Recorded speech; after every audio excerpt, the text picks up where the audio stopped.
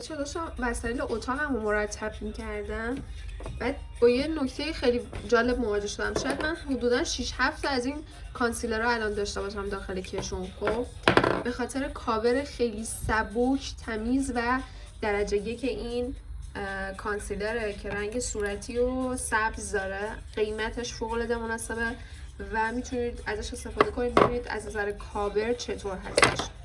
یکی دیگه شون همین بایو اسکینه است. خب این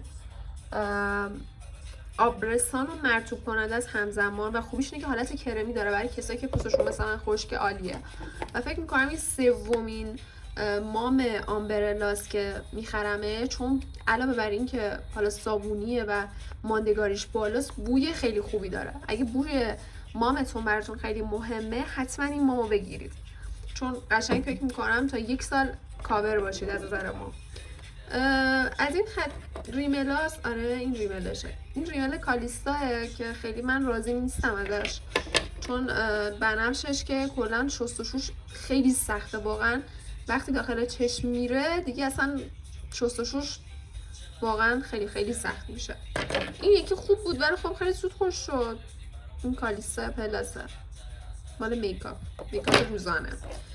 از CC و بیبی کرم فارماسی هم که نگم براتون، روزانه میتونید ازش استفاده کنید.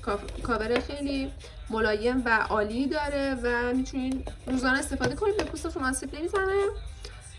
این بالم لب که نیست، این برق لبم عالیه بچه ها. من همیشه از این بالم لب، برق لب، همیشه این دوتا رو من با هم قاطی میکنم. برق لبه میگیرم، هم خوبه برای پوستتون، یعنی بافت لبو خیلی خوشگل نشون میده، ولی خب یه چیز مناسبه دیگه. اگه دنبال یه چیز حرفه‌ای هستیم که بعد کیکو بگیریم. برند کیکو خیلی عالیه. و در آخر این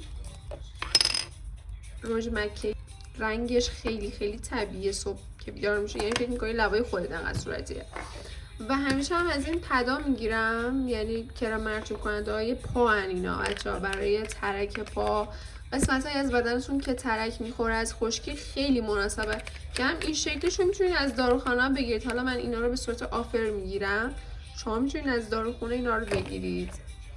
و در مورد برند کالیستا که همیشه راجبش صحبت هست، من الان جدیدن دیگه دارم رژای وکالیستا رو استفاده میکنم. جفتشون خیلی رژای خوبی هن. این بافتش یه بافت مخملی طوره و پاک میشه، ولی این یکی یه بافت مات داره و اصلا رنگ نمیده. خلاصه که اگه دنبال رژ خوب هستین، من رژای کالیستا رو حتما بهتون پیشنهاد میکنم که داشته باشید. مرسی که همراهم بودین امروزم، خیلی دوستتون دارم. خدا نگهدار.